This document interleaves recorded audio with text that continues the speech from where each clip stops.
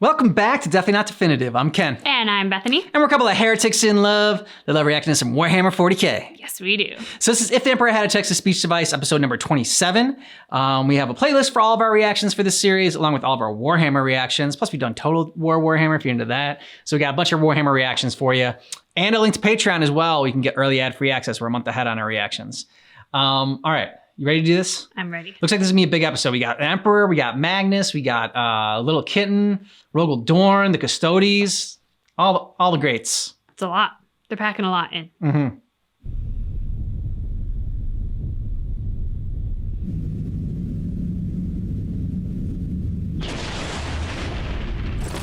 We're actually back on Terra? We're actually back on Terra. We're actually back on Terra! How absolutely golden. Yes!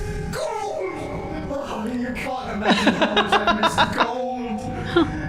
I'm finally home! Yeah, it's weird We seeing it. haven't been gone for that long, you know. What? We've been gone long enough to fit in a stale road trip, a failed attempt at breaking an entry, a fratricide, and the procuring of Corvus Corax as eternal animosity.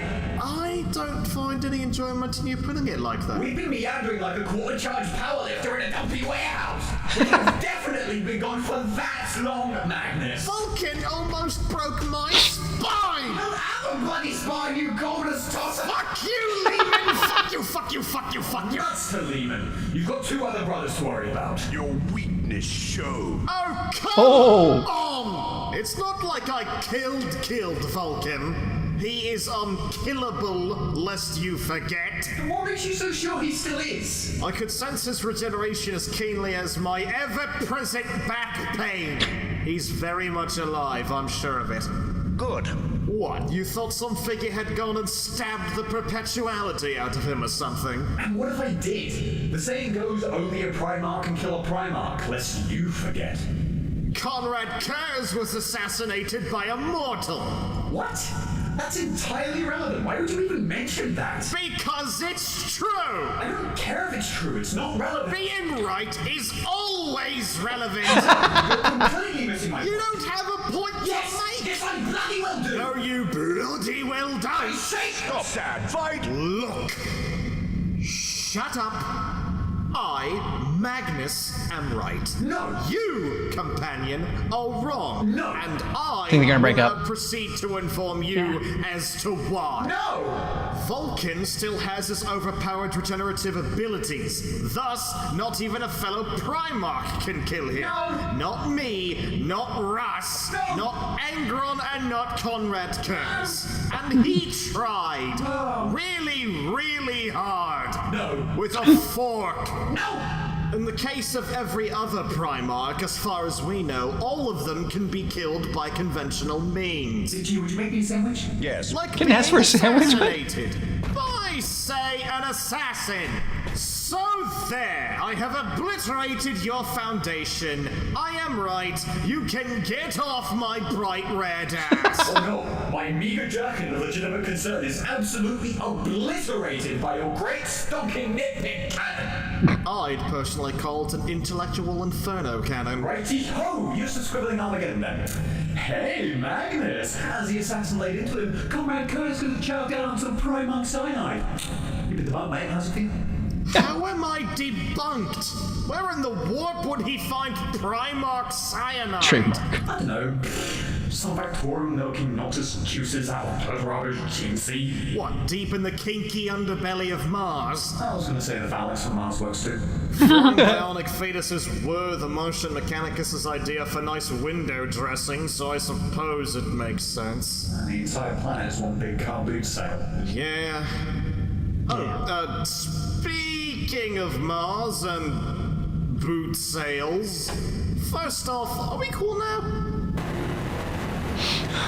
Alright, great. So, I know we only just returned to Terra, but could you run, let's call it an errand for me? A final one? No. What? I can only handle so much slapstick in a century, Magnus. I have a palace to keep. Be seeing you. I haven't even told you the plan yet! I don't give a shit! But, companion, we're going to revive I caught your attention. What do you want me to do? Tell me immediately. You're not mad anymore? Yes. Yes, you're mad, or yes, you're not mad? Let's go to my office. Okay.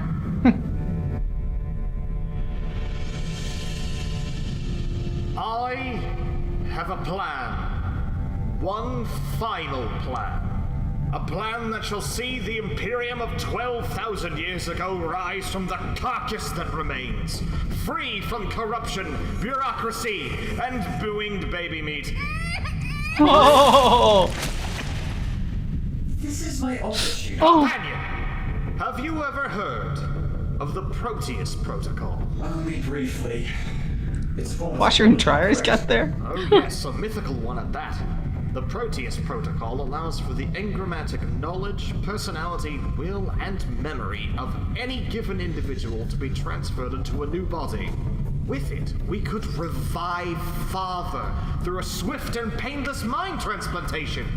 Without him even realizing, we would grant him new flesh, saving him from the Golden Throne, ridding him of his pain and irrationality, bringing him back to the fore of the Imperium where he can actually do some good, lifting mankind into a new age, an age of understanding. Huzzah. All this thanks to me! And you. I'm sorry, Magnus, but I'm doubting the veracity of your ambitions. Is there anything about this protocol you haven't mentioned? Well, the technology is forbidden by Imperial law. But, according to intelligence dripping down the heretical grapevine, the Dark Mechanicum and its myriad of progressive cults. You mean a technophila demographic? Yeah, those guys. They claim the knowledge behind the Proteus Protocol is stored in secret data vaults at the depths of Mars itself. A Chaos worshipper being a trustworthy source of information is about as probable as their living quarters being tidy. Stop being fussy for just a moment, because here comes the clincher. Based on information extracted from some highly classified Mechanicus intel I dug up after we saved the High Lords, it turns out the Fabricator General himself is making use of this technology to avoid death. The Fabricator General? Wow, I always did think it was a bit weird that he kept popping back up after inexplicably exploding. Indeed. He is holding on to this technology to rule the Mechanicus eternally. It is corruption at its most quintessential. So your plan is for us to travel to Mars and blackmail the Fabricator General. Not as harebrained as every other one of your plans so far. When shall we leave? Oh, no, Immediately. no. I won't be going. Oh. You'll be going on your own. Okay. Oh. Why? Yeah. Look, I need to go check in with Father. For better or for worse, I have to inform him of the Vulcan and Korax situation. Like, tell the truth? No. I'll tell him we were going to Nocturne to check if that whole artifacts ritual had come to pass, and that it totally kind of did, except not really, and of course that Vulcan accidentally died in an accident when we were there, and also that Corvus Corax was present and is now blaming us for Vulcan's demise. That's close enough to the truth to confuse me as to why you won't just tell the truth. Because I am not telling that shrieking skeleton in a bag that we are trying to fix the Imperium in his stead. Simple as. Fair. I'm sure he'll be content enough to hear the two other Primarchs re-entering the fold. As content as a prisoner being passed a rasp. Nevertheless, if I'll be one to travel to Mars, off-planet, on a political mission, a mission into the depths of Mars itself, a mission where my body tissue is at risk of turning into premiums for sentient slot machines, I will need to bring some choice allies. Yes. The Institute a healthy bonding experience. Go to custodies. Army building with Kitten and Magnus. Aww. Alright, I'll need to get a hodgepodge of different units to get this to work. First, I'll get a squad Get of... bikes. No, I don't need bikes. Not taking bikes is a mistake. We do not need bikes for this mission. You always need bikes. We do not need bikes, we need politicians. Why not politicians With bikes. on bikes? Bikes would make arguing policy any easier. You're arguing with the Adeptus Mechanicus. It literally will. No bikes! I should be starting off with a squad of warriors from the emissaries and Imperatus Shield Coast, the heralds of the Golden Throne. They They are particularly well-bred diplomats, having mastered the subtle art of the guilt trip. I thought we were going to discuss the Emperor's affinity with barbecue sauce today, but okay, sorry. My mistake. Abramium, could I have a word? Captain General! You do not visit very often. What brings you here? I am in need of your warriors, shield captain.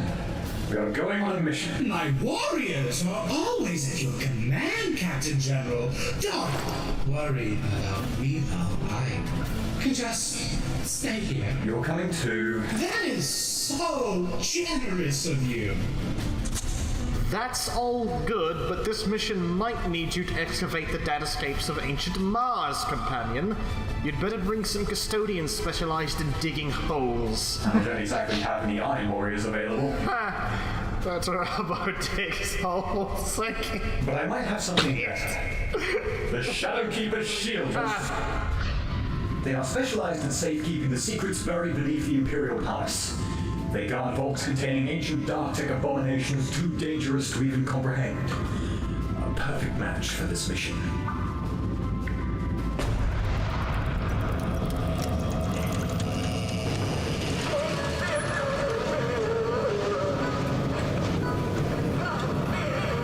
What the hell? Fish, like one of those fish on a wall? Yeah, oh yeah, it is. The singing bass. Captain General, Lock Warden. have you again come to the palace's underbelly to bewail your crushed heart? What? You know you cannot keep doing this. No. I am here for you. To bewail your crushed heart. And we're here for you, Captain General. Stop. That is a strange thing, dude. Not canon. But sometimes a breakup is a blessing in disguise. Shut up and get in fucking line, Lock Warden. So, politicians and hole diggers. Just need some super anthrax and we got ourselves a hit job. I am also going to need some transports. Mics. Flexible transports. They, by definition, are. They aren't by classification. But coroners grab carriers sure are. One of those should be enough. If the pontoons on that thing were protruding upwards, it looked like a big boy sausage mobile.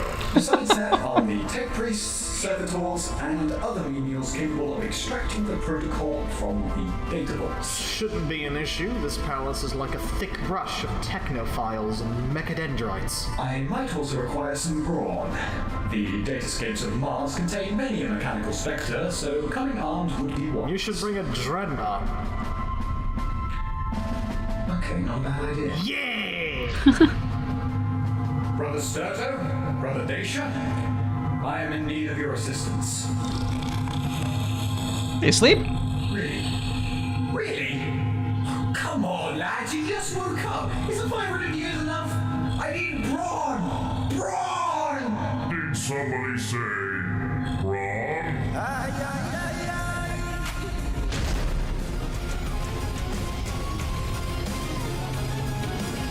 Brother Centaures, Little kitten, is that it is your Captain General, yes? little kitten? It is That hair. voice. I hadn't realized you were awake, Centaures. My master awakened me. Yeah, of course you did. Would you like to go on a mission? Finally, my thermic reactor is pulsating with excitement. Alright, good. Come along then. Next, my palms must be oiled. And my locks shall be high. Yeah, go wash up in the dread shower. Oh god. My host has been amassed, and we are ready to leave. Whoa! Hold on! Why aren't all of them naked? I'm What? sorry to report, but not every custodian stopped using their armor. Oh, okay. That's disappointing. Despawn decay, yours all of you. The emissaries would have stripped if anyone had bothered to tell us to, but no one had the time to do that, apparently. Look, let's be real. Wearing slick, black, gold-trimmed Alvarez Terminator armor is just as erogenous as wearing nothing at all. This is fair. You honor Smiley face us, emoji with the sunglasses. everyone. Humongous Terminator daddies. Never apply that inflection to the word daddy again. And so, while they start preparing, I was considering donning my Captain General's garb Yeah. to finally escape from this drab, silvery purgatory. But that might take a few extra hours because, honestly, that armor is 2 sizes bigger than me, so it's a bit of a struggle to crawl into, just so you're aware. No. There is no time to be lost. I'll help you out. Please, no.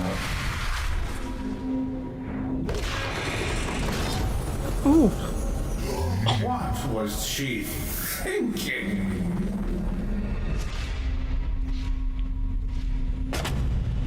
This was incredibly unnecessary. Little Petty, you must swap more frequently.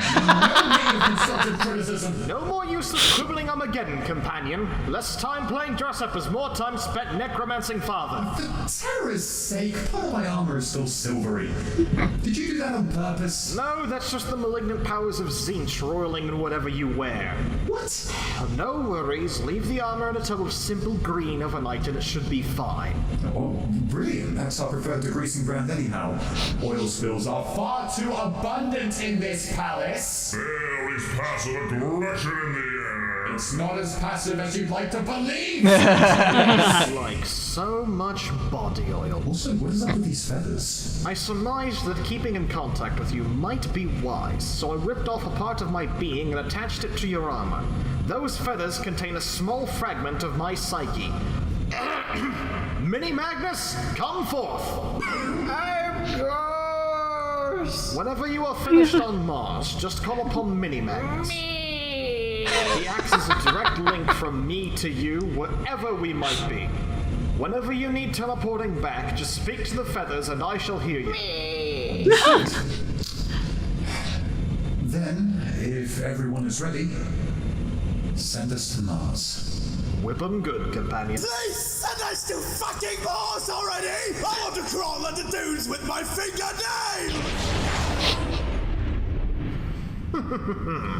Now that that's underway, off to see father. Baby. No. Yeah. Imperials are so fucking nasty, I swear to the gods. Okay. Poor babies. I know they were creepy, but still. You know when a body part falls asleep and it feels like said body part is being punctured by 1,000 miniature needles in quick succession? Acutely aware. I feel like my eyeballs when I'm staring directly at camera. It is actually quite distressing. Where are those jagged rascals taking the Inquisition again? Ever heard of the Supreme Overlord of Camorra?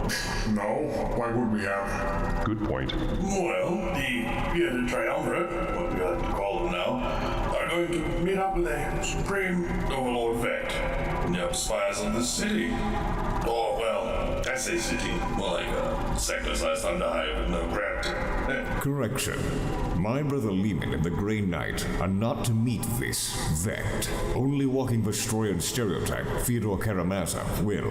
Odd, if you ask me. Fyodor Karamazov, the Inquisitor? Or like backseat lantern, with emphasis on seat. Why would this Dark Eldar monarch reserve a meeting with a man wearing a potato sack when he has an actual honest-to-tearing Primarch there to deal with? They are Eldar, shield captain. Naturally, they would assume the unswolest of the lot would be the figurehead. Unswolest. Not underestimate the Supreme Overlord, King Thigh High. He is definitely aware Fyodor is no more. Wait, Kyra Crazy Pants-Off is dead? Not as much dead as overridden. Who is riding him? No one. He is riding his throne. Oh, that's how he controls the throne. Ah, that makes sense. And is blandingly revolting. Do you know what? Your loop battle brain could never grasp my explanation as anything more than a body double entendre, so there is barely a point in trying to describe to you my newfangled bond with the motor's body. You are a entirely correct in that assessment. My blade! I can sense him. The red one returns to the fold. About damn time. The sauce is spiced by return. I summoned Prohibition Hammer. Prohibition's only ever expanded. Ooh. Father? Son. Brother. Brother? What? Entailment. Proceed. Father, I have returned. With chicken wings. And I bring news of both stellar and substandard nature. Where the fuck? After having been away for so many years, I would not have expected anything less. What? Years? At least 2 years. What? No! I've been gone for like a month tops! Did you come here to deliver me lies or news, Magnus? What? Well, news, of course. And the first piece of news is that my companion, your caretaker... Kitten? The Captain General? The Captain General, yes! Fuck, of course, that's right. Thank you. You? My mind is no fortress. It is an open pasture ravaged by internecine conflict and chicken. And chicken. Duly noted. So, yes, indeed, the Captain General is, unfortunately, not returning anytime soon. I am aware. You are... aware? Unsurprising. Why? Why is that unsurprising? He is on Mars now, is he not? What? How do you... Well, what? Magnus, you are more than aware that Father does not answer questions. Still dating, Rogel. Oh, that is actually unsurprising. But I shall be honest with you, in part because I like your new wings. They complement your color palette. Well, good deal. Thank you. At least someone around here is capable of a feat such as honesty. You may not remember, but you almost destroyed the palace some time ago. Oh shit, really? Exactly 2 years ago now. You were very angry. You had to be deprived of your consciousness by the Captain General. And we helped! I even flew with my femurs. Don't need those shitty wings. Father refused to help calm you down, so all responsibility lay with the Captain General. I was very busy doing Emperor things.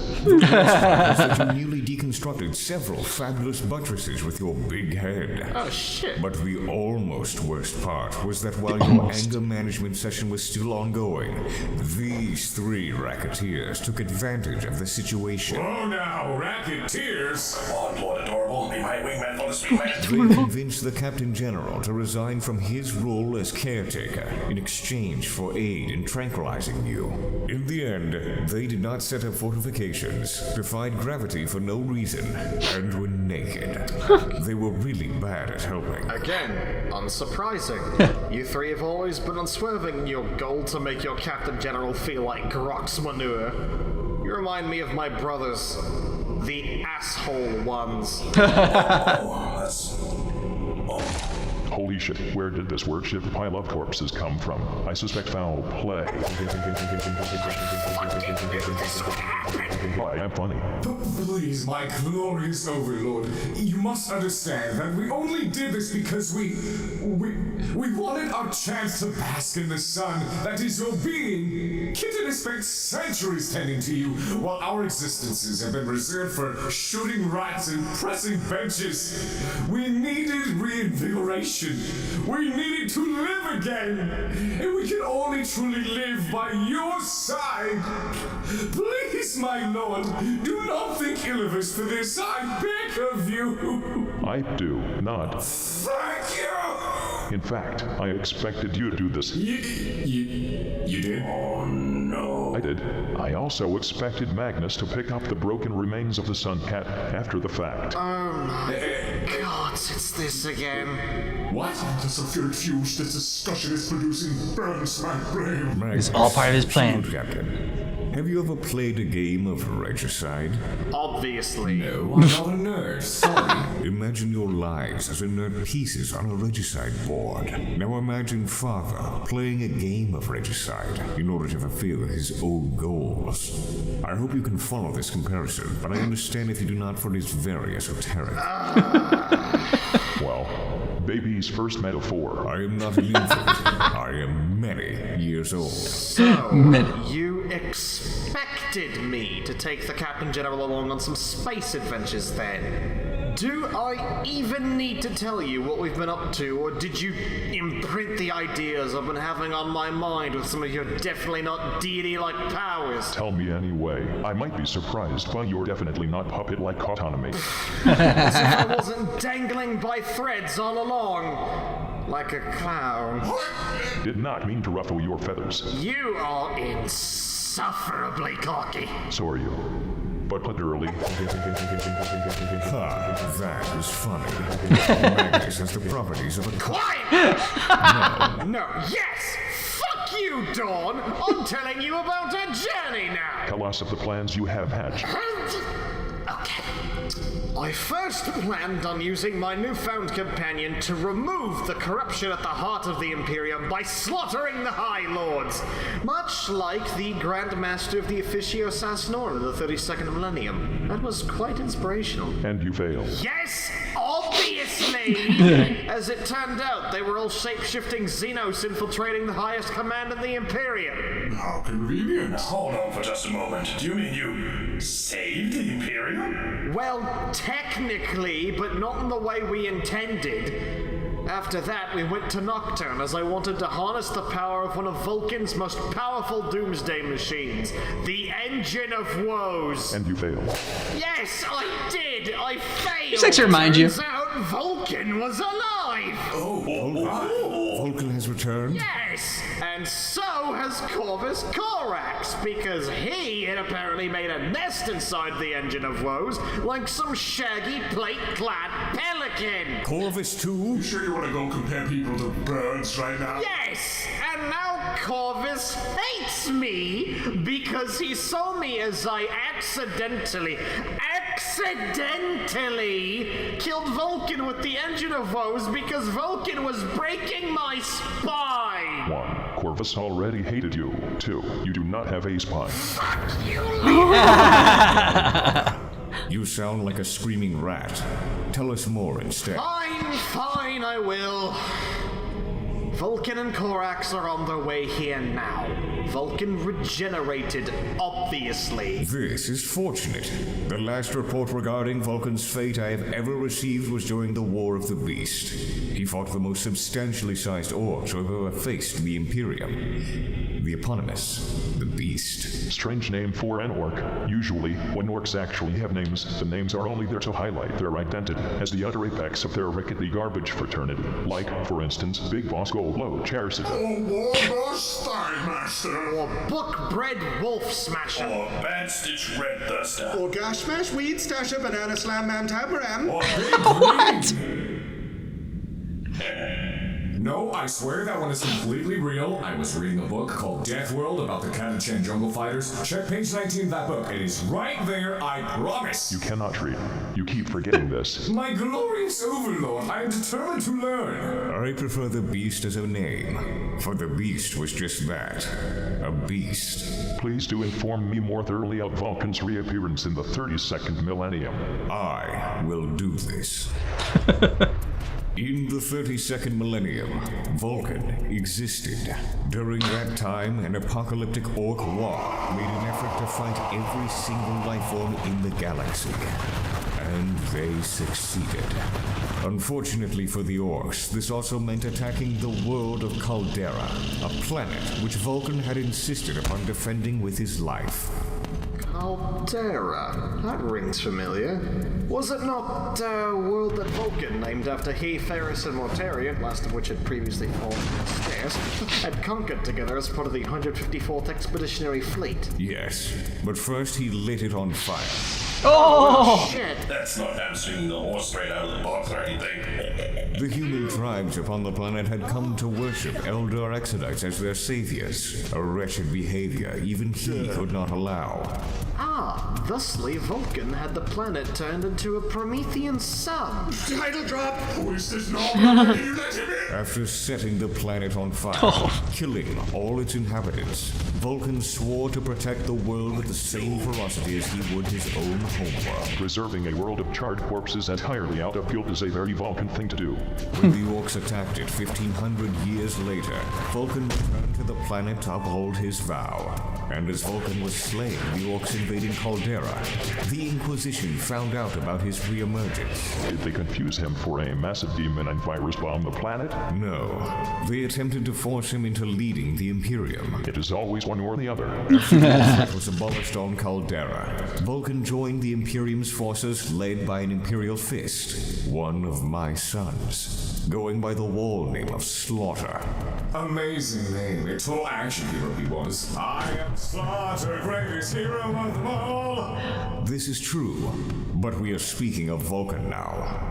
Recognizing the great beast as the war boss of this entire operation, Vulcan decided to mount an assault upon its headquarters, a massive temple war machine stationed upon the planet of Ulanor. Oh, wow. Ulanor, huh? Seems like the orc spores weren't properly disposed of. Really proves that the orc genome can make it through anything, even toxic emissions from absolutely fucking atrocious family reunions. And not even Vulcan could quite regenerate from those. I suppose the Great Beast was a sort of descendant of that one war boss that horse threw from a tower. Remember that? Truly an inspiring moment. Stop distracting me, and I shall conclude the tale of Vulcan's fate. Please do, you fetid white-haired little goblin. Vulcan faced the beast alone, but even with Vulcan's unquestionably extensive muscles, he was unable to kill it.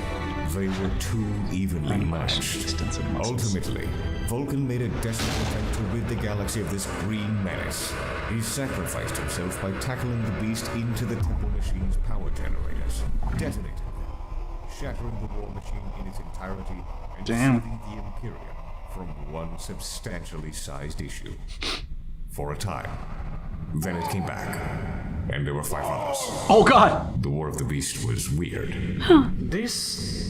Wow, yes, this does make an uncomfortable amount of sense.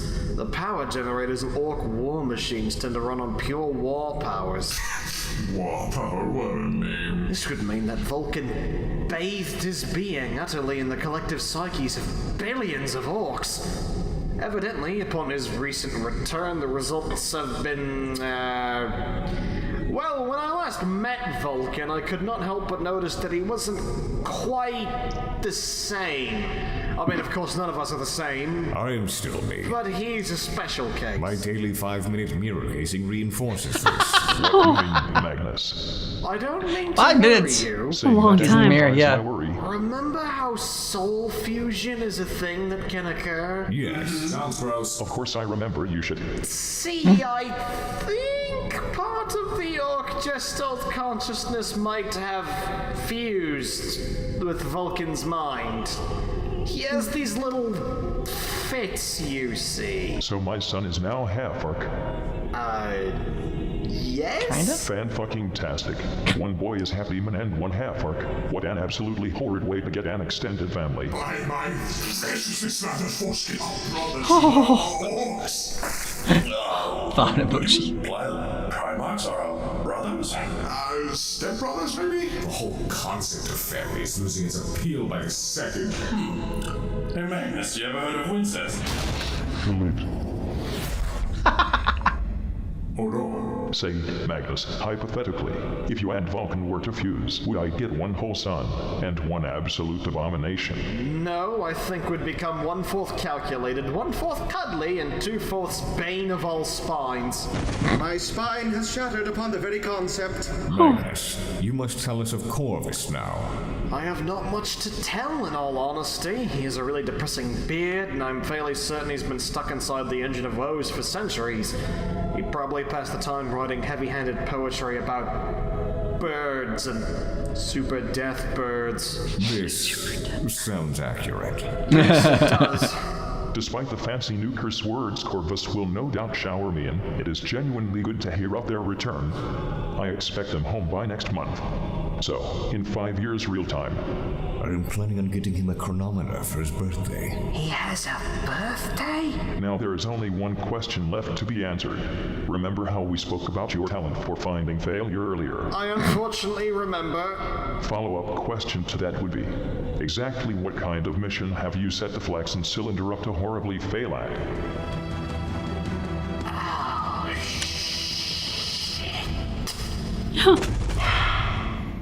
Would you like to take a break? Yes! Good. We will reconvene in 84 years. Why? Hey, I know we're kind of past it now, but should we have mentioned how the beast held Terra at gunpoint with a weaponized moon? No.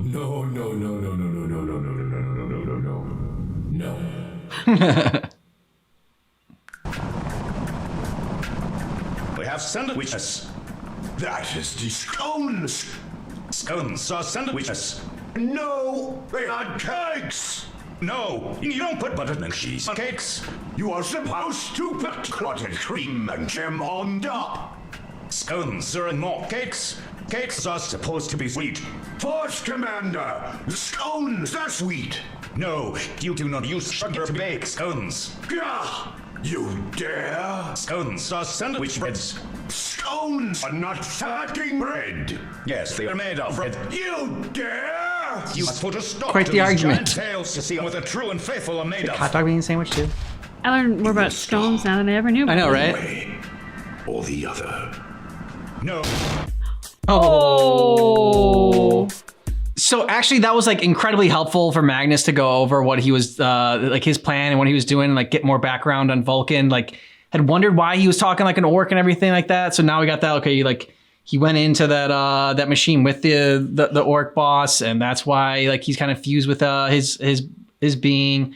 So this is a nice little like recap of everything that it kind of happened like since these episodes. Like, you know, we had the bro trip, and like they're all like connected, even though they're not all like in order as far as the episodes go. Like, you know, the bro trip isn't like necessarily labeled as an episode of this. This is like follows the logic of like Kingdom Hearts, where like we only played the numbered games of Kingdom Hearts. So when we got to like Kingdom Hearts 3, we had no idea what the hell was going on as far as the story goes. That's because we didn't play anything like in between that like I guess like also continues the story. And that's kind of what this is. Like, even though like, you know, the episodes themselves, the numbered ones, if you just follow that, you're gonna be completely lost. But this was a nice recap. It was a nice recap, and I love that we got all our favorite characters, because I kind of commented on, I don't know if it was the last one or the one before, how I missed seeing our favorite characters. And while everything else is still interesting to learn, my vehicle to be connected to the material really is the characters that we've fallen in love with. Little Kitten, of course, the Emperor, Rogel Dorn is now amongst them, the Custodes. So getting them all back together really, I think, helped me to digest this recap and getting brought up to speed a little bit better. Loved the reveal of naked Little Kitten. It's not the first time we've seen him, but I just love everyone's reaction to it. Like, he's like, oh, he's the most beautiful of the Custodes. Like, but he needs to work on his glutes, I guess. Yes, squats. He does need to work on his booty. And I love anytime the Custodes are in it in general. I don't even know how their use of language. I'll just say that. Oh God, what was it? It was like something viciously slathered foreskin. I didn't even know those words could really go together in a sense. Never would have thought of pairing those words together. And yeah, that's why we have the Custodes, to think of these things. Yes. Also, like, I'm surprised they didn't do a spinoff of this, like, of Rogel Dorn, like, telling bedtime stories to people. Like, that could just be, like, just that. And, I mean, because the way he tells his story is so much fun, because everything is so literal. So, like, you know, Rogel Dorn's bedtime stories should have totally been a series. Yeah, I think that would have been fun to check out. I would have checked it out. Yeah, and you could have like gone over, like, fairy tales and whatnot, and just told it, like, in such a deadpan, like, serious, like, literal way. Yeah, so I thought that would have been good. I'm curious to see what comes next after this. Sure. You know, because this was like a good recap and a good build-up, but it does all feel like it's going somewhere. So we've had a lot of going somewhere, and I'm excited for us to get there. The Emperor is saying that this was all part of his plan, but like when Little Kitten left, like he said, he was really sad. You know, sob.